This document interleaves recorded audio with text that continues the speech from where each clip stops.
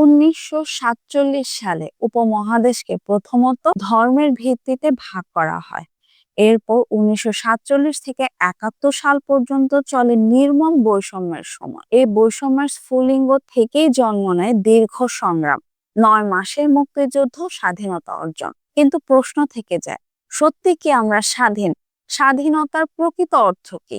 মানুষ কি আসলেই মুক্ত? প্রায় 200 বছর আগে এক জার্মান মনীষী বলেছিলেন, মানুষের ইতিহাস মূলত দুই অক্ষে বিভক্ত, জালিম ও মজলুম। যেদিন মজলুম শিকল ভেঙে মুক্তি পাবে, জালিমের হাত থেকে স্বাধীন হবে, সেদিনই আসবে প্রকৃত স্বাধীনতা। সেই স্বাধীনতা মানুষকে তার অসীম সম্ভাবনা অনুভব করার সুযোগ দেবে। এই ভূখণ্ডে বহু নেতা এসেছেন এবং গেছেন, কিন্তু কেউ মজলুমের অধিকার এবং স্বাধীনতা নিয়ে গভীরভাবে চিন্তা ভাবনা করেননি। একজন ব্যতিক্রমী মানুষ ছিলেন, যিনি শৈশব থেকে শেষ নিঃশ্বাস পর্যন্ত লড়াই করেছেন, মজলুমের পক্ষে সত্যিকারের কণ্ঠস্বর। তিনি হলেন মাওলানা আব্দুল হামিদ খান ভাসানী। ভাসানী ব্রিটিশ সাম্রাজ্যবাদী শক্তি, জমিদার শ্রেণী, আসামের লাইন প্রথা এবং নিজের রাজনৈতিক দল সহ সমাজের যে কোনো জালিমের বিরুদ্ধে চোখে চোখ রেখে লড়াই করেছেন। কিন্তু সময়ের সঙ্গে তার বিদ্রোহকে সিস্টেম্যাটিক ভাবে ইতিহাস থেকে সরানোর চেষ্টা করা হয়েছে। 1976 সালের 16 মে 90 বছর বয়সী ভাসানী রাজপথে নেমে আসেন ফারাক্কা বাঁধের বিরুদ্ধে লং মার্চ করার জন্য। লক্ষ লক্ষ মানুষ তখন তার সঙ্গে মিলিত হয়। কিন্তু প্রশ্ন ওঠে, ততদিনে দেশ স্বাধীন?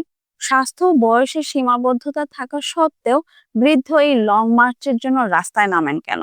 গল্পটি বোঝার জন্য ফিরে যেতে হবে ভাসানীর শৈশবে। তিনি স্রেফ চেগামিয়ায় জন্ম নেন এক সাধারণ কৃষক পরিবারে। জন্মের কিছুদিন পরেই তিনি কলেরার প্রাদুর্ভাবে মা, 2 ভাই এবং একমাত্র বোনকে হারান। এতিমের জীবনে শুরু হয় কঠিন পরীক্ষার মধ্যে দিয়ে। চাচার দত্তক নেওয়া সুখ স্থায়ী হয়নি, কারণ চাচা অত্যাচারী ছিলেন। ছোট বয়সে পেটের দায়ে তিনি কৃষিকে দিনমজুর হিসেবে কাজ শুরু করেন। দৈনন্দিন শ্রমের মধ্যেই ভাসানীর মনে প্রথম বোধ জন্ম নেয় কৃষকের উপর জমিদারের শোষণ এবং নিপীড়নের বিরুদ্ধে প্রতিবাদ করার। 1971 সালে 13 জানুয়ারি দৈনিক পয়গামের এক সাক্ষাৎকারে তিনি শৈশবের স্মৃতি উল্লেখ করে বলেন, সমাজের শ্রেণীভেদ এবং জমিদারদের শোষণ তার মনে দাগ কেটে গেছে। এখান থেকেই শুরু হয় দি রেড মাওলানা ভাসানীর যাত্রা। শিক্ষা জীবনে ভাসানী সিরাজগঞ্জ থেকে দেওবন্দের দারুল উলুম মাদ্রাসায় যান। সেখানে তিনি শাইখুল হিন্দ মাওলানা মোহাম্মদ হাসানের কাছে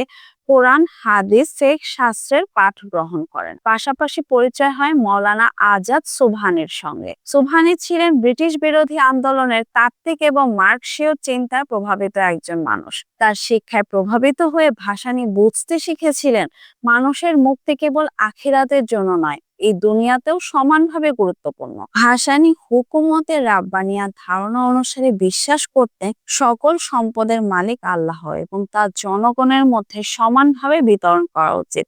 এই চিন্তায় ইসলাম ও মার্কসীয় দর্শনের সংমিশ্রণ দেখা যায়। তিনি জীবনের সমস্ত রাজনৈতিক সংগ্রাম এই আদর্শের প্রতি আনুগত্য রেখে চালিয়েছেন। 1909 সালে ভাসানী যোগ দেন ব্রিটিশ এবং সামন্ত প্রভু বিরোধী একটি সশস্ত্র বিপ্লবী দলে। একবার তিনি ভুট্টার একটি গোডাউনে আগুন জ্বালিয়ে দেন। শস্যদানার মালিকানা আল্লাহর এবং তা মজুদ বা সিন্ডিকেট করার অধিকার কারণেই এ আদর্শই প্রমাণ হিসেবে। ভাসানী বাংলাদেশের ও পূর্ব বাংলার কৃষক, মজলুম জনগণের অধিকার রক্ষায় আজীবন লড়াই করেছেন। তিনি দেশের বিভিন্ন অঞ্চলে আন্দোলন চালান।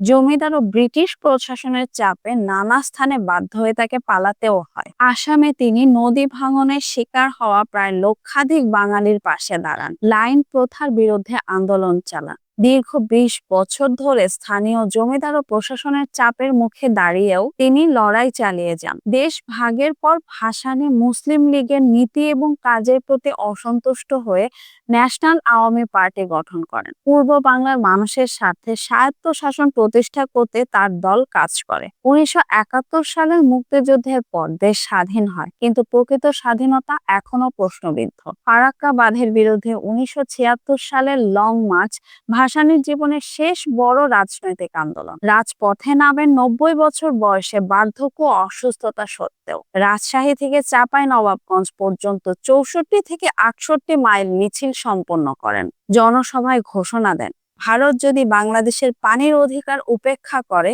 তবে ভারতীয় পণ্য বর্জনের আন্দোলন শুরু হবে। 17ই নভেম্বর 1976 ভাসানী মৃত্যুবরণ করেন, কিন্তু তার আদর্শ, লড়াই এবং লং মার্চের বার্তা আজও জীবিত। ভাসানী শুধুই একজন নেতা ছিলেন না, তিনি ছিলেন মজলুমের প্রতীক, জনতার স্বপ্নের ফেরিওয়ালা।